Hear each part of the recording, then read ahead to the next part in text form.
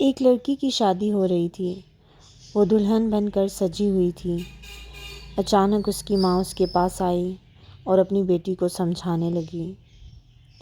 माँ अपनी बेटी से कहती है कि तुमने जो कुछ खाया पिया यहाँ अपने घर में, कभी वहाँ जाकर इसका ज़िक्र ना करना कि तुमने अपने माँ बाप के घर अच्छा खाया है और यहाँ तुम्हें अच्छा खाने को नहीं मिल रहा।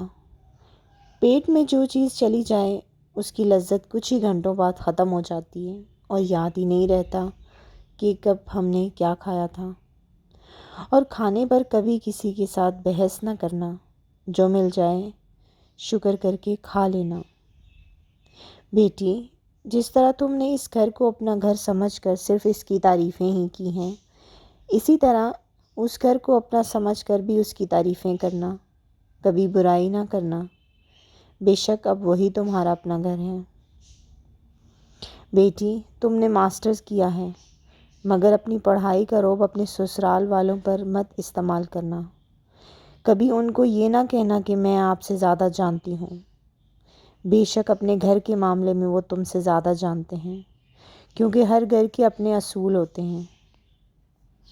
बेटी, शौहर को कभी पीठ देकर ना सोना, क्योंकि अल्लाह पाक औरत की इस हरकत से सख्त नाराज़ होते हैं। ऐ मेरी प्यारी बेटी, रूठना इस हद तक कि अगर वो एक दफ़ा मनाने की कोशिश करें तो मान जाना, और अगर वो 1,00,000 दफ़ा भी ना माने तो 1,00,000 बार फिर कोशिश करना। कभी अपने शौहर से ऐसी डिमांड मत करना जो उसकी हैसियत से बढ़कर हो। उसकी मजबूरियों का एहसास करना, और जब तक ससुराल वालों के असूलों को समझ ना जाओ तब तक अगर किसी चीज़ को इस्तेमाल करना हो तो उनसे पूछ कर इस्तेमाल करना, और उस घर के सभी अफराद का ख्याल ऐसे रखना जैसे इस घर के अफराद का ख्याल रखती थी। मेरी इन नसीहतों पर अमल करना तो हमेशा ससुराल में खुश रहोगी। यकीन करें कि अगर यही नसीहत हर माँ अपनी बेटी को करे और हम अपनी बहन बेटियों सबको ये नसीहत करें तो उनका घर हमेशा आबाद रहेगा और उन्हें ज़िंदगी में कभी परेशानी का सामना नहीं करना पड़ेगा। और दूसरी तरफ ससुराल वालों को भी चाहिए कि अगर दूसरों की बेटी सब कुछ अपना घर बार छोड़कर आ रही होती है तो ससुराल वालों को भी उसको इज़्ज़त देनी चाहिए और उसके आराम और सुकून का ख्याल करना चाहिए, क्योंकि अगर वो आपको, क्योंकि ताली जो है वो एक हाथ से नहीं बजती। अगर एक तरफ से आपकी दूसरे की बेटी आपकी इज़्ज़त कर रही है और आपको सबका इतना ख्याल कर रही है तो हमें भी चाहिए, यानी कि ससुराल वालों को भी चाहिए कि उसका ख्याल करें और उसको इज़्ज़त दें। जिस तरह से वो आप लोगों को इज़्ज़त दे रही है तो इस तरह से घर जो है ना वो टूटने से बच जाते हैं। अस्सलाम वालेकुम and welcome back to my channel. तो यहाँ पे मैं अपनी लंच की प्रिपरेशन कर रही थी। सुबह सुबह जब बच्चे चले जाते हैं फिर उसके बाद सफाइयाँ वगैरह होती हैं, हेल्पर के साथ मिलके मैं सफाई वगैरह कराती हूँ और उसके बाद फिर वो चली जाती है तो फिर मैं खाने का करती हूँ इंतज़ाम। और यहाँ पे मैं कर रही थी, खाना बनाई थी तो साथ साथ में जो है वो किचन भी मैं क्लीन कर रही थी। और ये है कि जब आप खाना बना रही हो ना तो वो साथ साथ जो थोड़े बहुत बर्तन इकट्ठे होते रहते हैं ना तो वो साथ साथ धोते रहें तो फिर बहुत ज़्यादा, क्योंकि बर्तनों में बहुत ज़्यादा बरकत होती है तो इस तरह बर्तन बहुत ज़्यादा इकट्ठे होते हैं। तो यहाँ पे मैं दो हांडियाँ बनाई थी और साथ में चावल भी मैं बना रही थी। और यहाँ पे मेरे बच्चों ने बटर चिकन का बहुत ज़्यादा रोला डाला हुआ था तो फिर मैंने सोचा कि चलें बटर चिकन बना लेते हैं। बोनलेस चिकन मैंने मंगवाई थी एक दफ़ा ज़्यादा, तो उससे मैंने कबाब भी बनाए थे और फिर ये चिकन पड़ी थी तो मैंने सोचा इससे बटर चिकन बना लेते हैं। और इसके लिए मैंने बोनलेस चिकन को मैरिनेट करके रखा था कुछ घंटों के लिए। दही में सारे स्पाइसेस वगैरह ऐड करके मैरिनेट करके रखा था। फिर उसके बाद मैंने इसका मसाला बनाया, इसको प्याज टमाटर वगैरह उसको भून के फिर उसको अच्छी तरह से उसकी ना हमने ब्लेंड कर लेना है, ग्रेवी बनानी होती है।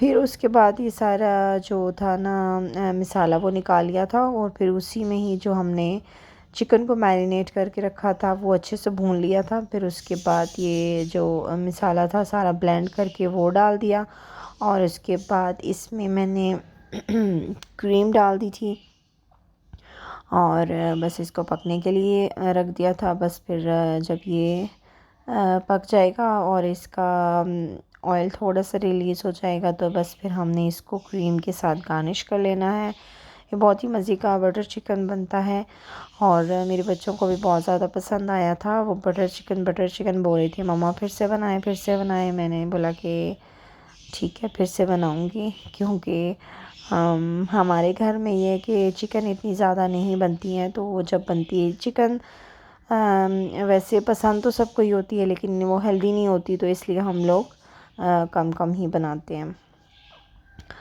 और उसके अलावा अब यहाँ पे मैंने जो अलहदा से मैंने जो ब्लेंड किया था ना मसाला, वो इसमें डाल दूँगी। मैंने ऑयल में थोड़ा सा ज़ीरे का तड़का लगा के, और बस फिर इसमें मैंने जो प्याज टमाटर वगैरह था ना उनको ब्लेंड कर लिया था। और यहाँ पे मैं चने बनाने लगी थी। चनों को मैंने अलहदा से बॉईल किया था। इसको ओवरनाइट सोक करना होता है चनों को, और फिर जब हम अच्छे तरीके से जो हमने सोक किया हुआ ना वो वाटर निकाल लेना है, और पहले इसको बॉईल करेंगे, और बॉईल करते वक्त जो इस पर वो वाइट वाइट झाग सी आती है उसको रिमूव करना होता है। इस तरह से काफ़ी जो इसमें ब्लोटिंग वगैरह का इशू होता है ना वो भी ख़त्म हो जाता है तकरीबन।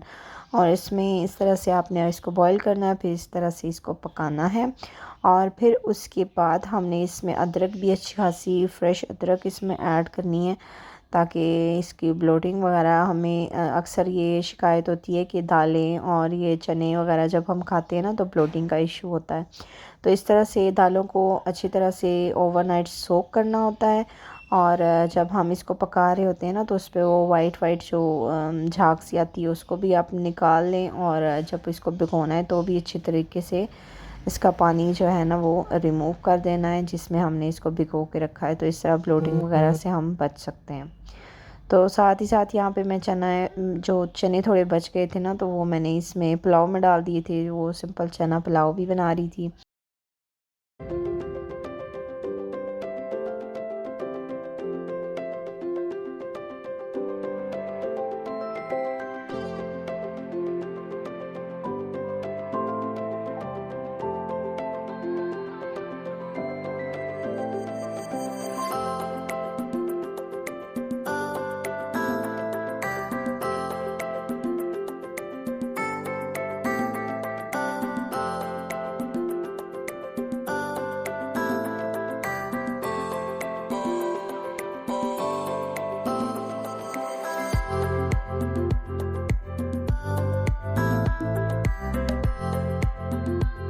तो चलें जी, लंच हमारा हो चुका है रेडी। बच्चों के आने का टाइम भी होने वाला है।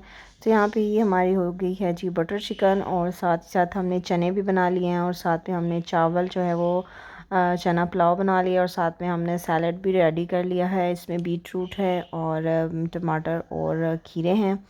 और यहाँ पे जी सारी चीज़ें हमारी रेडी हो गई हैं, और अभी हम अपनी प्लेट्स बना लेते हैं। मैं अपने लिए कबाब मैंने एक दिन पहले बनाए थे, तो वो उसका बैटर भी पड़ा हुआ था, तो वो मैंने कबाब भी अपने लिए बना लिए थे। और साथ में थोड़ा सा मैंने बटर चिकन ले लिया था, थोड़े से चने ले लिए थे, थोड़े से चावल ले लिए। तो इस तरह से हमारे बहुत ही हेल्दी सा हमारा जो प्लेटर है वो रेडी हो गया था। तो इस तरह से हमारा जो खाना है ना वो मैं बनाती हूँ 2 दिन के लिए मैं बना लेती हूँ।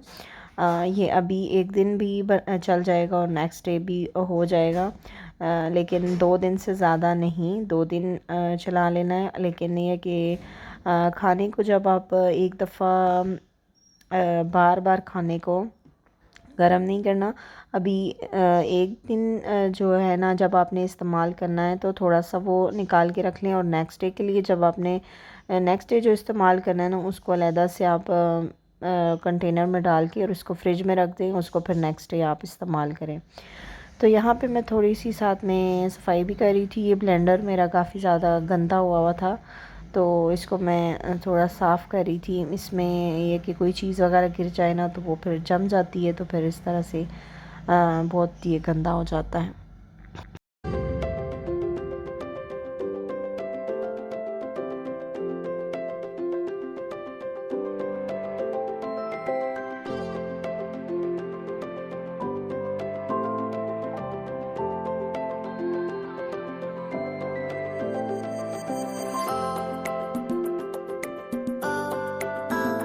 ये छोटे छोटे ब्रशेज़ जो होते हैं ये बड़े काम के होते हैं। मैंने इस तरह के छोटे छोटे ऑनलाइन ये ब्रशेज़ वगैरह मंगा के रखे हुए हैं। इस तरह से कुछ ये मशीन्स वगैरह को क्लीन करना, जिस ऐसी जगहों पे जहाँ पे जो है वो हाथ नहीं पहुँच पाता, तो ये ब्रशेज़ वगैरह छोटे छोटे ना इनसे क्लीन करना बहुत आसान हो जाता है।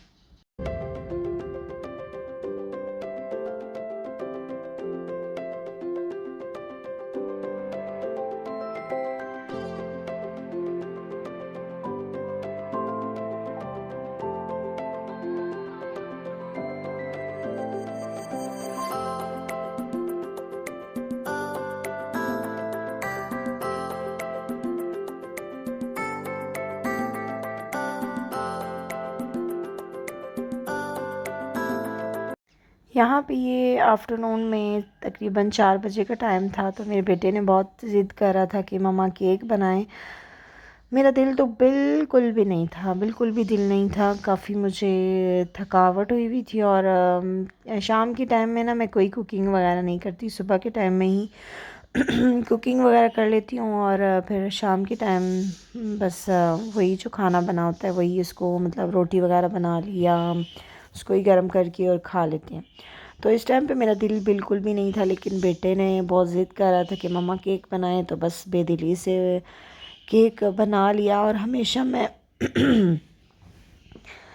चॉकलेट केक हमेशा बनाती हूँ, तो इस दफ़ा मैंने सोचा कि मैं सिंपल वनीला केक बनाती हूँ। और हमेशा मैं चॉकलेट केक बनाती हूँ तो वो बहुत अच्छा बन जाता है और हम लोगों को सबको पसंद भी वही है, बच्चों को भी चॉकलेट केक ही पसंद है। तो अभी मैंने सोचा कि चलें सिंपल वनीला केक बनाते हैं, चाय के साथ अच्छा लगेगा। तो अभी मैंने फ़र्स्ट टाइम ये वनीला केक बनाया था, तो ये बहुत ही मज़े का बना था अल्हम्दुलिल्लाह। मैं फ़र्स्ट टाइम जो है कोई भी चीज़ बनाए ना तो अक्सर अच्छी नहीं बनती, लेकिन ये वनीला केक तो मैंने पहले 1-2 दफ़ा ट्राई किया था लेकिन सही नहीं बना था, लेकिन अभी मैंने फ़र्स्ट टाइम बनाया था तो ये बहुत अच्छी तरह और बहुत मज़े का बना था। और इसको मैंने ग्लास का कंटेनर में बनाया था और बस फिर बच्चों की ज़िद के आगे हाँ करनी पड़ती है, चाहे जितना भी आप थके हुए हों। तो बस फिर मैंने बनाया था और शाम को हमने फिर चाय के साथ इसको एंजॉय किया।